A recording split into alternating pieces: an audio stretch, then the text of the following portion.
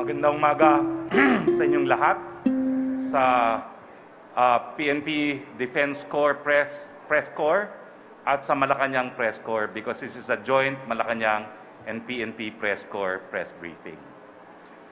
As of 11:30 last night, I received information that the ICC prosecutor Bersuda has concluded her preliminary examination against President Rodrigo Roa Duterte for the alleged crime of crimes against humanity. She will now seek judicial authorization from the pre-trial chamber of the ICC to formally conduct investigation against President Rodrigo Roa Duterte. I believe that the decision to move forward into a formal investigation stage is legally erroneous, politically motivated. It is legally erroneous because, in the first place, the ICC has no jurisdiction over the subject matter of crimes against humanity as alleged in her information against President Rodrigo Roa Duterte. Secondly, the case, even for purposes of formal investigation, is barred by the principle of complementarity. And thirdly, the investigation is not pursuant or in aid of substantial justice. My first submission is that the ICC prosecutor has no jurisdiction. She alleged in the first instance that the Philippine war on drugs is an instance of a crime against humanity. What is a crime against humanity? A crime against humanity is defined under the statute of the ICC law as a widespread or systematic attack against civilians knowing that the subject of attack are civilians. I will ask the Philippine National Police, when you discharge your obligations under the so-called drug war, did you target civilians? Did you kill civilians willingly because they were civilians? Obviously, the answer is no. Were there deaths as an incident to a lawful operation in connection with the war against drug, you did not target civilians as such.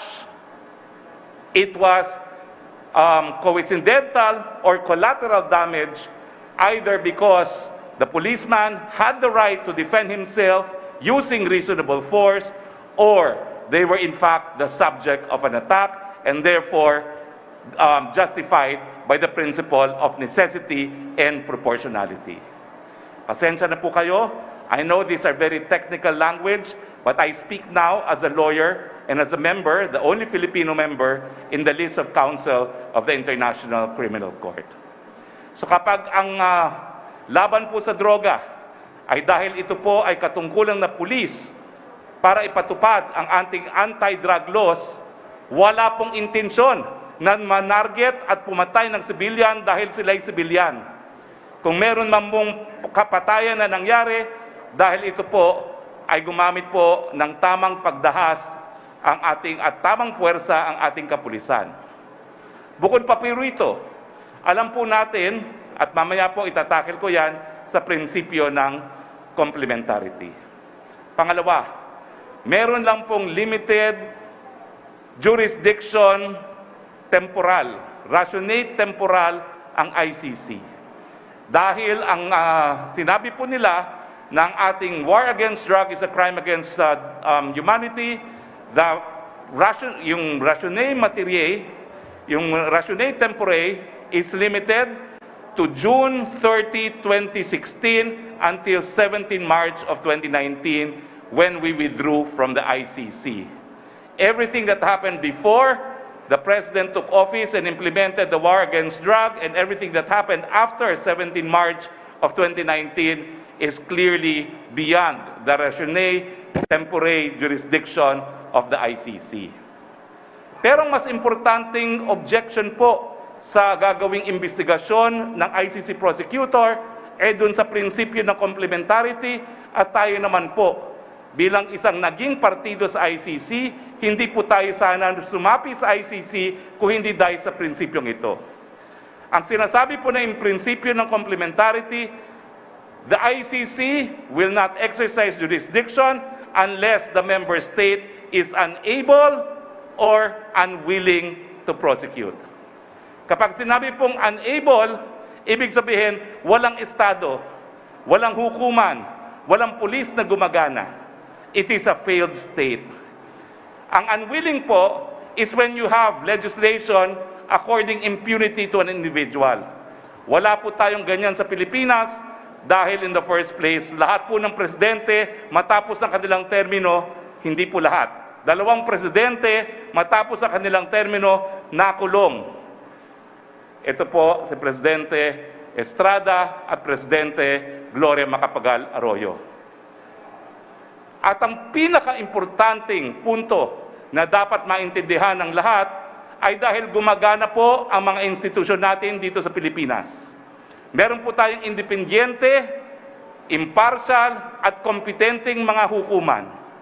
Meron po tayong mga piskalya na naglilitis po ng mga patayan dahil nga po dito sa drug war.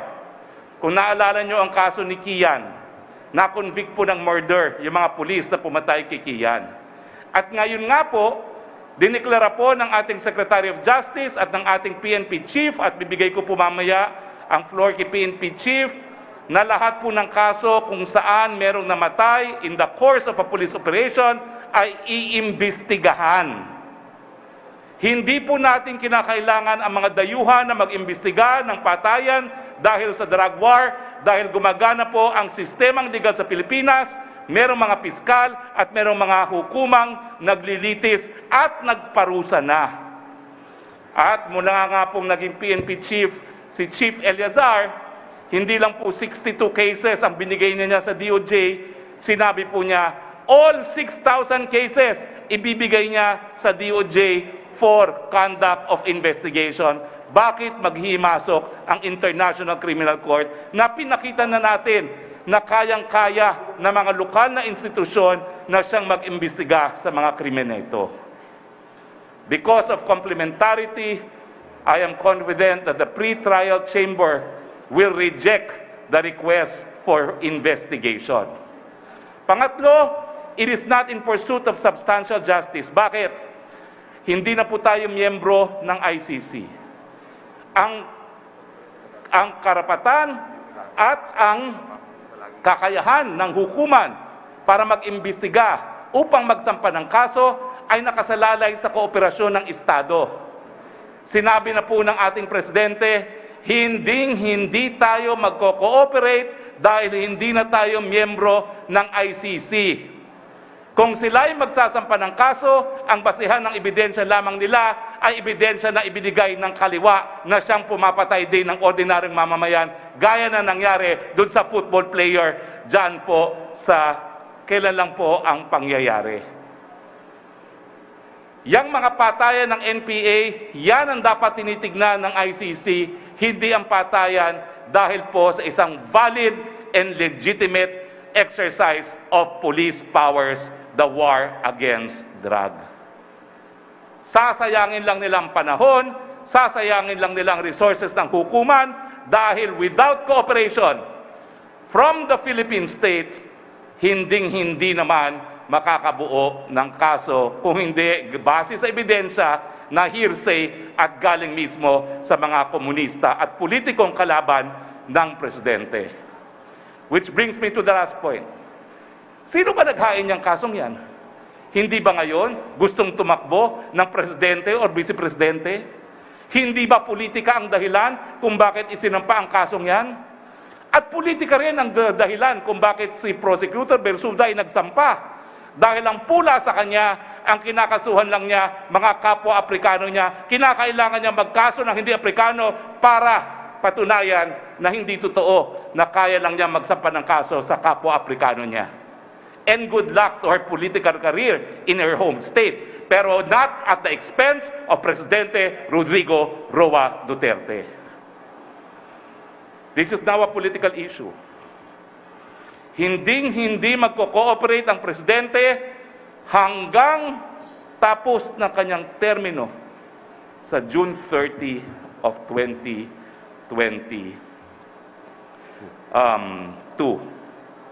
Hindi po natin alam kung ano nung magiging pulisiya after 2022, yan po ay bibigyan ng kasagutan kung sino man ang susunod na presidente ng Pilipinas. Nais ko pong ibigay ang rostrum ngayon doon sa inaakusuhan ni Prosecutor Bersuda na pumapatay ng sibilyan dahil sila ay sibilyan, ang namumuno ng institusyon ng kapulisan para sagutin. Totoo ba ang sinabi ng Bersuda na yan ng kapulisang Pilipino pumapatay ng mga sibilyan dahil sila ay sibilyan? Hayaan naman nating si General Eleazar ang sumagot niyan. Maraming salamat po. Thank you very much, Secretary Roque, sir. Now, let me call on Yusek Rocky Ignacio, sir, for the questions from the Malacanang Press Corps. Yes, sir. Thank you very much, Secretary Harry Roque. So, yung gusto kong banggitin kanina na binanggit Secretary Roque na the PNP, kami po ay willing na yung mga dokumento sa amin na ang depositories Internal Affairs Service is pwede pong available yan na repasuhin ng ating DOJ. In fact, with the guidance of SILG, nung nakausap ko po ang ating minamahal na Secretary of Justice, Secretary Leonardo Guevara, yun nga pong mga cases namin na merong initial, may mga findings of lapses ang ating Internal Affairs Service, ay sinabi po namin na available for them. In fact, 53 of them were already turned over to them. Dahil yung mga remaining, hindi maibigay kasi subject sila pa rin ng appeal or hindi pa totally resolved. So in the other cases that we have, on the same manner, wala pong maging problema since we believe that, definitely the DOJ has the imprimatur of the President to conduct its review. Kaya kami naman, wala man kami tinatago sa aming mga dokumento na yan. Kaya ipapakita po namin sa DOJ. But outside of DOJ, nasa chain of command tayo. And we will seek guidance through the SILG. But with regard to the DOJ, available po yan. At kasama yan sa aming pag-uusap. Kaya gusto po i-clarify, all these documents that we have, pati na rin yung sinasabi natin na imbestigahan ng IAS natin, all the cases of anti-illegal drugs operations that resulted in the death of the suspects or even the policeman, pwede po yan na ma-review ng ating ng DOJ. At yung tungkol naman na sinaakusahan ng ating pulis, wala pong katotohanan yan. Laging malino naman ang sinasabi ng ating Pangulo. And on the series of conference that I attended, lagi sinasabi niya na gawin yung tama. Pero sinasabi rin niya na dapat proteksyon naman ating sarili. Huwag naman tayong papayag na pagdating doon, nando sitwasyon na sa panganib ang buhay mo, ikaw pang unang mamatay. In fact, during my assumption, when I take my oath, I took my oath as the Chief PNP, isang klaro lang ang marching order niya sa akin. Do what is right and legal. At kahit sa iba't ibang mga meetings na attendan ko, doon man lagi nag-evolve ang sinasabi niya. Ang kanyang pulis, ang kanyang kasaduluhan ay kanyang mahal na binibigyan ng proteksyon, pero paggawa ng kalokohan ay hindi ko konsintihin. That is why in my case at the Chief PNP, ganun din. Pinakita rin natin, itong mga ibang mga pulis natin nagmamalabis, imbestigahan, and through due process, kasuhan natin yan. At itong mga dating mga nangyaring kaso na, just like what I've said, the documents are available. We'll just seek guidance from the SILG, but wala pong dapat na itago dito as long as if the DOJ wants these documents available for their review. Maraming salamat, sir. Akin na pong tatawagin si Yusek Rocky para sa katanungan ng Malacanang Press Corps. Yusek Rocky, please. Okay. Maraming salamat po. Good morning, Secretary Roque and General Eleazar. Yung first question po ni Laila Salaveria, similar question ni Maki Pulido ng GMA7, Pia Ranyada ng Rappler, Maricel Halili ng TV5, and Joe Montemayor ng Malaya. Ay na rin po ni Secretary Roque.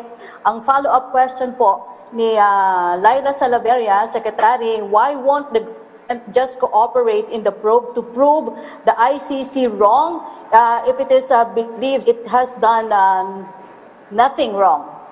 Because in the first place, when we became a member, nung tayo po ay sumapi sa ICC, ang sabi natin na ang korte ay gagalaw lang kapag wala pong mga domestic na mga institusyon na po pwedeng mag-imbestiga. Hindi po tayo pumayag ng ICC ang magsasubstitute sa ating lokal na piskal, sa ating lokal na hukuman. Wala pong hadlang para imbestigahan ang mga kasong ito sa Pilipinas at in fact, marami nga pong kasong nakabinbin ngayon sa hukuman.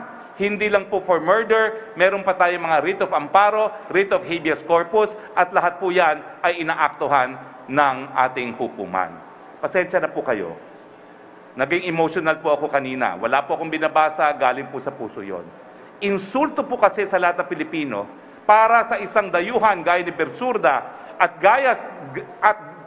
para sa kapwa Pilipino na magsabi na yung mga legal institution natin sa Pilipinas ay hindi gumagana at hindi nagbibigay katarungan.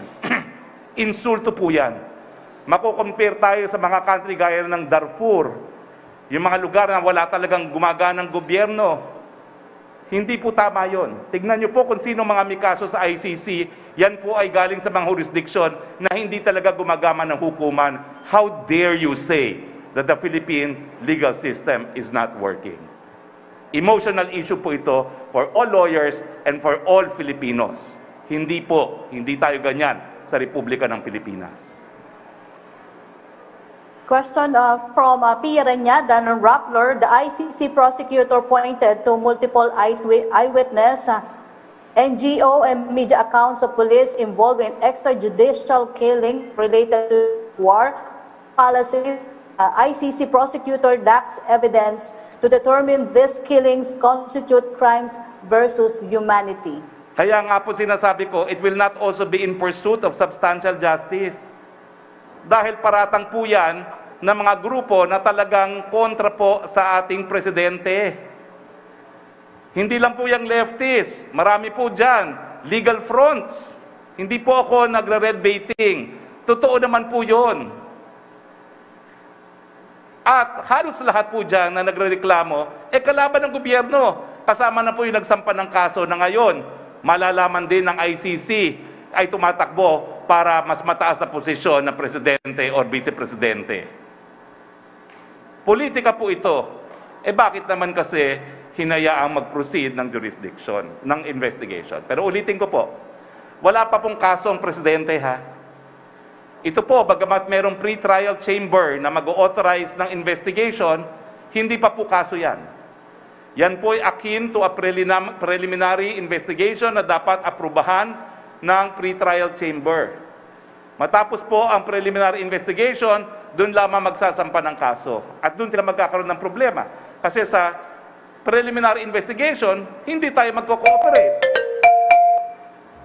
Hindi tayo magko-cooperate dahil hindi na tayo miyembro. At kahit anong pilit na gawin nila, hindi tayo magko-cooperate. Paano sila makakasampa ng kaso? Makakasampa ba sila ng kaso on the basis of what Joma Sison said alone? On the basis of what Sunny Trilliano said alone? Paano ngayon yan? Next question, please. Okay, Secretary, from Pia Reñada pa rin, if Duterte administration is indeed sincere about bringing drug war abuses to justice, why are the only conviction of drug-related EG case the cops in Kian de Los Santos murder? Excuse me. Kailan ba nagsampa ng kaso si Trillanes? 2018. Anong taon ngayon? 2021. Anong stage natin? Formally magi-investigate ka pa lang.